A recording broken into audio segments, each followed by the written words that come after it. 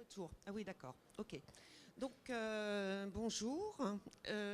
Mon nom est Nathalie Damry. Je dirige Hello, I'm Nathalie Navrij. I'm in charge of qui a été créé en 2011. this observatory that was created in 2011, OBSECO. Et enfin, We work d'observatoire. in the laboratories. It's an observatory as Là, well. je vais vous présenter quelques résultats de And I'll l'observatoire. show you some results Pourquoi on a travaillé from sur cette our question? observatory Parce qu'il nous a semblé, on d'une food part, ethics. qu'il y avait Well, énormément de bruit autour we du found that there was a mouvement lot of anti-viande, noise and a véganisme, lot of etc. movements Et on a voulu around en meat, savoir un petit peu plus, veganism, and so voir on. We wanted to quelles mesures understand cela impactait a bit la more consommation and find de out what the nourriture en impact France, would be donc on le terrain est français. eating habits. Et d'une This part, is in et d'autre France, part, quels étaient éventuellement les signes on de one hand, and grignotage, what ou were alors, the à savoir, faut-il vraiment réduire la management viande, signs? qu'est-ce qui Should we agite reduce aujourd'hui les meat? What consommateurs is dans leur motivating mode de consumers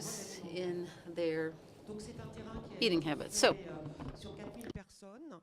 C'est une étude qui a été très conséquente. this study was done over 4,000 people, Dans, enabled us to go le quite far ciblage de in population extrêmement, targeting avec enfin, très peu population that mais qui nous permet, perhaps un maybe large terrain nous permet d'avoir quelques certitudes. isn't representative of everyone, but it gives us a On a fair amount of une certainties. déclaration comme quoi We have a les personnes, les Français, statement portent that une attention de plus as en plus regards importante, the attention that à French leur consumers alimentation. pay to their eating Donc, habits. vous voyez, c'est quand même assez As you conséquent. can see here, it's quite Ceci, substantial. en fait, masque une certaine réalité qui est que le mouvement But de this does défiance mask à l'égard de a bit of the reality c'est pas because the nouveau. distrust Nous, towards food isn't on essaie new. de surtout pas se mettre sur la crête de tendance, du nouveau, etc. We're not Ce qui about nous intéresse, c'est d'analyser establishing les trends Et en fait, on se rend compte that qu'il y a un we want to mythe analyze derrière, the il y en a underlying d'autres, causes. et There are qui, many.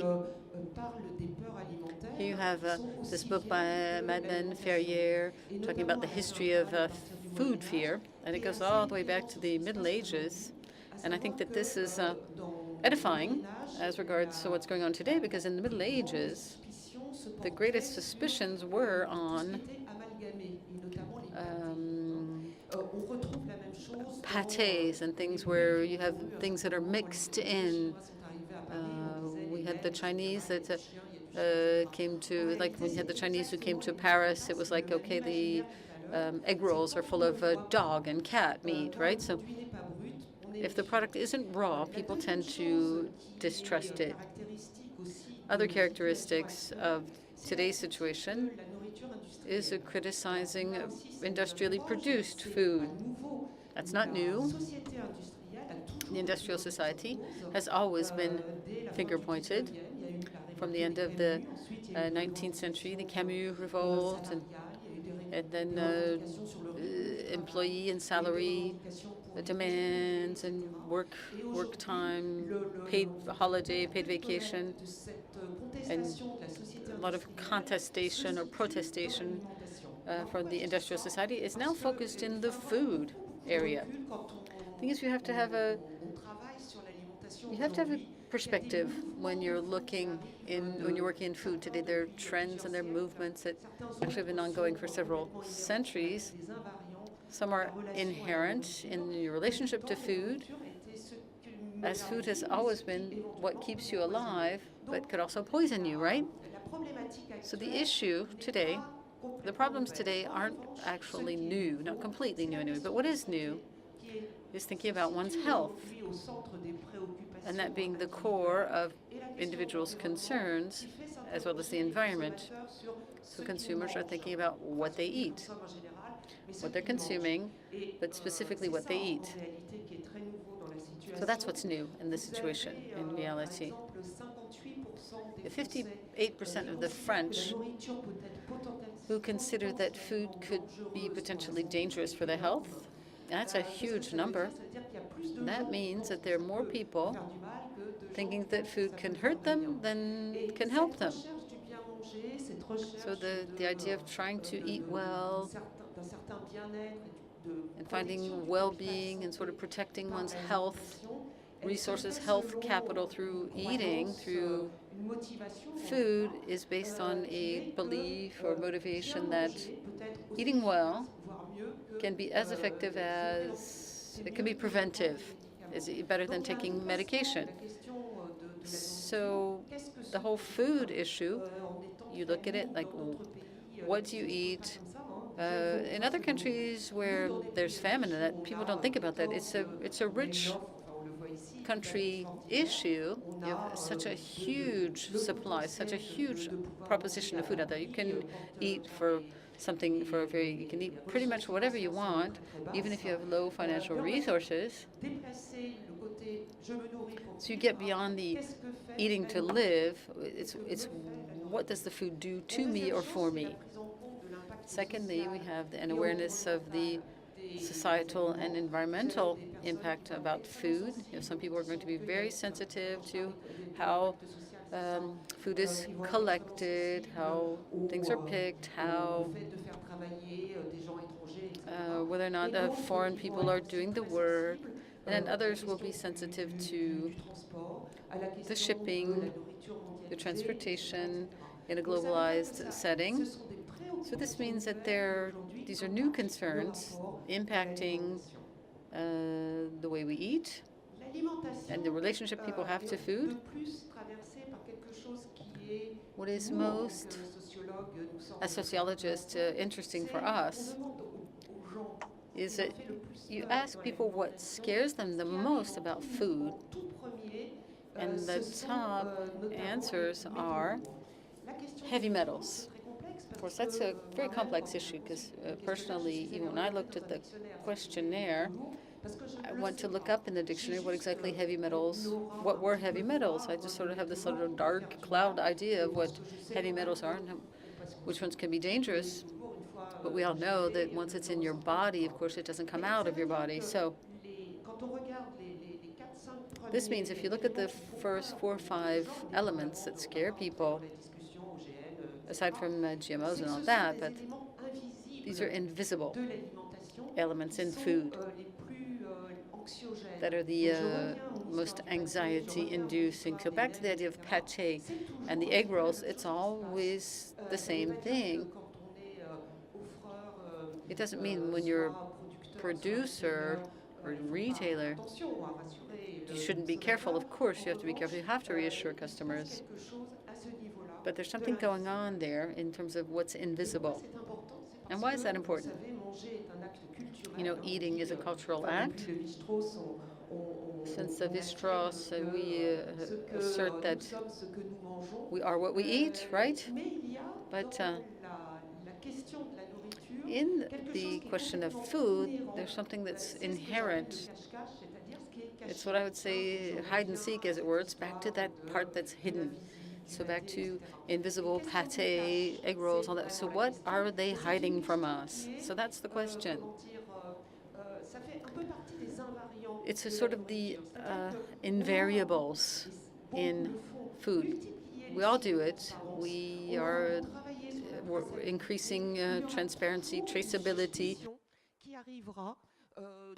There will always be suspicion from one side, the other side, behind, in front. What are they hiding from us? So this fundamental principle that anything that's not produced on the farm, anything that's industrially produced has something they're hiding from us.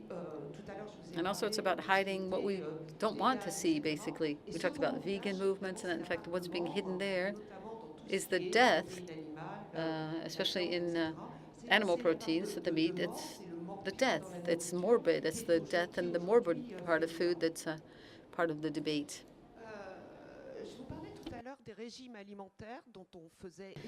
I talked about diets. As we were talking, we're hearing a lot about that these days. There are 2 interesting things I heard at the book fair on cooking books that basically cookbooks are not selling anymore, except for vegan, vegetarian books. There was a great show on France Inter recently, and you can hear you can see the niche markets are coming in. If you look at this in details, if you look at all these practices, they are very they're rarely picked up by consumers. You have 79% of people who declare that they eat everything. So reality in food is that people do eat a bit of everything. However, what is on the upswing are flexitarians, and that's 5 million French people. So it's not really a niche market. It's a market where people make choices. The flexitarian is the one who decides at some point he doesn't need to eat meat. He decides he's going to maybe watch to not eat too many different meat stuffs in the same meal. I said the meals take a long time now. Before the war, the post-war years, when I was little, we didn't eat meat every day. We ate good meat, preferably on the weekend because it was a family meal, but we had entire weeks without meat. So we had eggs, though, but we never had to think, oh, we shouldn't eat meat every day. We just didn't. Maybe we couldn't. But anyway, so we went in our study to look at the economic relationship with meat. Meat is costly. It's very expensive. And these declarations of being vegetarians, flexitarians, and all that, part of this could be people are looking for solutions for other reasons, not just economic. Maybe they'd rather have really good meats every once in a while and eat something else the rest of the week with other products that are good, and they're new recipes, new things, and they're very appealing, and they're increasing. There's an increasing selection of vegetarian options. Maybe you make your meal without protein, without meat. So that's part of the market explanation. But if you look at vegans, it's 0.4% of the population. That's 200,000 people in France. That's not very high. Their voices are loud. They're militant. They're advocates, and they really feel involved. They belong to the social mission. There's a political advocacy there. It's awareness. There's lobbying and so on. So they're very involved. A lot of noise around it. The press likes new things and what makes noise. So there's an impact. There's also use of current tools today, videos and slaughterhouses and others, and those are very impactful. So, in fact, in reality, and I'm speaking to food professionals here, this means that 79% of the French population that say they eat everything, a bit of everything, and not adhering to a specific diet. However, there are things emerging in society. You see this in food. You can see it in other practices. We do see certain slowdowns.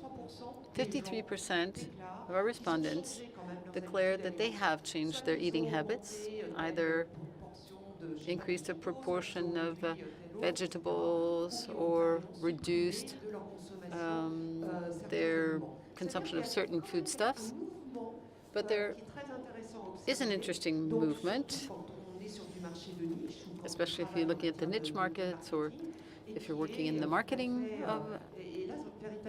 fields. So it is very active, and it is driving society. So you have 37% of people who say that they are looking for something more frugal. So detox, fasting, these practices. You go to Germany, Russia, you have a chronic disease, you fast. We don't do that in France. We skipped from the religious practice of fasting to medicine. So in many of these countries, it's taken outside of the religious context, and it's used to heal or to treat certain diseases. So we have different relationships with food, and today there's a bit too much, too heavy, too huge a selection, and food has become, as it were, a weight. So when you read these issues about weight, you could interpret all of the new ways of perhaps demanding a certain amount of ethics in food. So when I say weight, it's a bit of a weight, maybe a bit of a pun here, but it's weight on your conscience. How far can we go in eating living things? You know, taking animals to slaughterhouses by the millions, by the billions, raising animals just for their food products.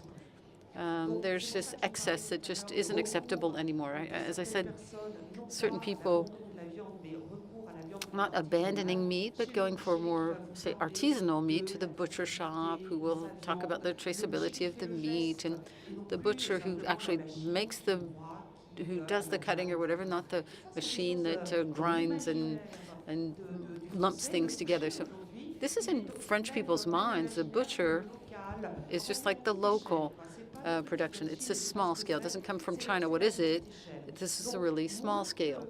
So again, aside from just giving up meat completely, what's going on in people's minds, or see the utopia for consumers, is what's really at the top is small-scale production, small farms, small distribution, small everything, small retailers. So food ethics, we looked at and discovered 4 different types of relationships here to food. The first 2 are individualistic, we would say here. So you have the standard diet people. You have 62%. These are people who say they don't follow a particular diet, but their ethics are across today's society, and that's meaning eating things without or less or free, fat-free, less fat. You had the presentation on the Nutri-Score.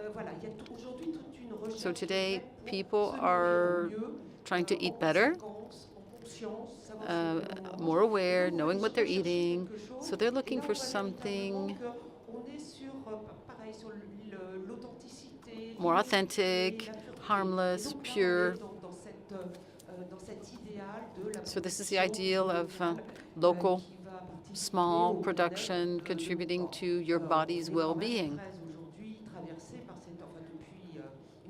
Actually, this has been going on for about the past 20, 30 years, because we've realized that the body is maybe the only resource, the only capital you have. I mean, you can't impact anything else around you, but you can control and impact your body. So looking for healthy, pure, free. So it's you taking back control of your life. Then you have the opportunists.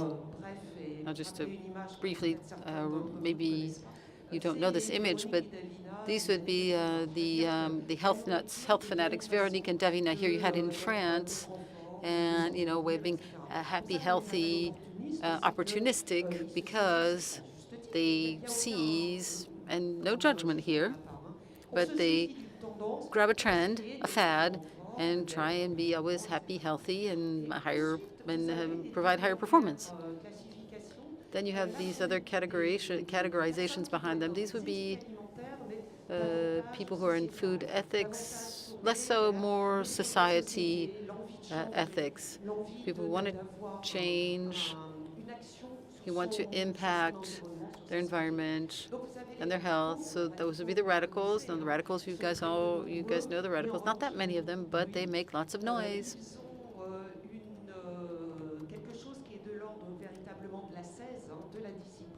They're almost, they have a great deal of discipline. We look at them a lot from ethnology and methods. We work with ethnologists and people involved in the methods. So we're looking at their commitment that sometimes may even be painful for these people.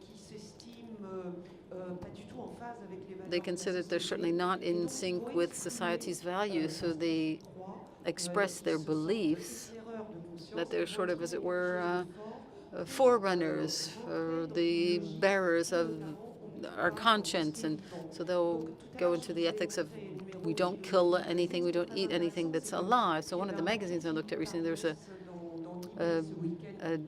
an article in Libération here in France.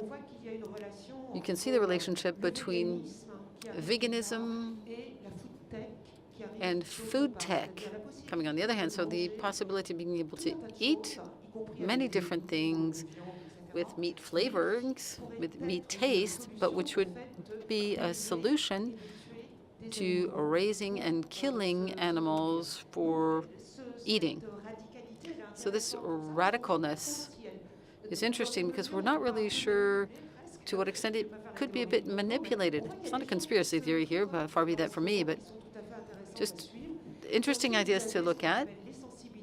And then you have the sensitized, or these are people who are feeling guilty and they have food guilt. And they're increasingly bothered by what's going on, and they'll adapt certain habits. They'll wear those shoes made by, who is that shoemaker who makes vegan shoes? So they don't wear leather. They don't, their makeup, everything is animal free. So these are the sensitizer awareness. So they won't eat honey, they won't wear wool clothes, and they'll go to the zoo to show animals to their kids. So this is something that could grow and will definitely grow. It's an issue, it starts with, I have a problem and I want to get rid of that problem. And this type of behavior is really interesting if you're a producer or you're a retailer, because it's a true niche.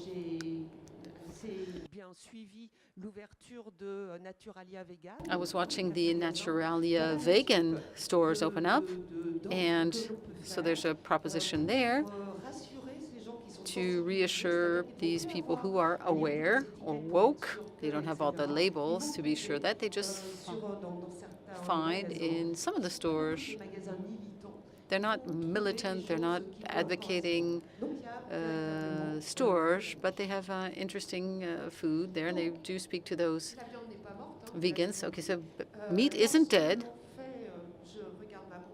Okay, sorry, looking at my watch, says speaker. When we analyze the lexicon, although words associated with meat, contaminated, standardized, but you also have things like strength, authentic, care. Now, it's interesting when you look at it from the vegetable side, you also have some less powerful words, but you also have contaminated, unhealthy, and so it's really the industrial process that's finger pointed here. And so if you look at soya, that's of course finger pointed. You have these superfoods that are, on one hand, if you look at almonds grown in California in horrible social conditions by Mexicans, and they've destroyed huge land plots to grow almonds for superfood needs. We see that that's not very virtuous either. So last thing I wanted to mention, and I've been interested in this and passionate about this semiology, is the difficulty that people have, generally speaking, when they work on all of these issues about the vegetables and food, to break away from meat. Well, so I'll stop here on this, but you have the vegan butcher shop, you have a vegetarian butcher shop that's opened up recently. You have a famous restaurant called the L'Abattoir Végétal, so the vegetable slaughterhouse. And there are, in fact, connections here, things that are connected, and it's actually the whole imaginary realm of food. So, being that vegetables can't really replace meat, but it's always either too much or too little. They haven't vegetables haven't really found their place. So I went very quickly to finish up in time, and I'm happy to entertain any questions you may have.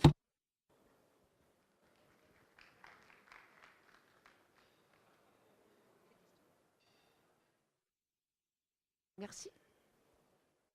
Thank you.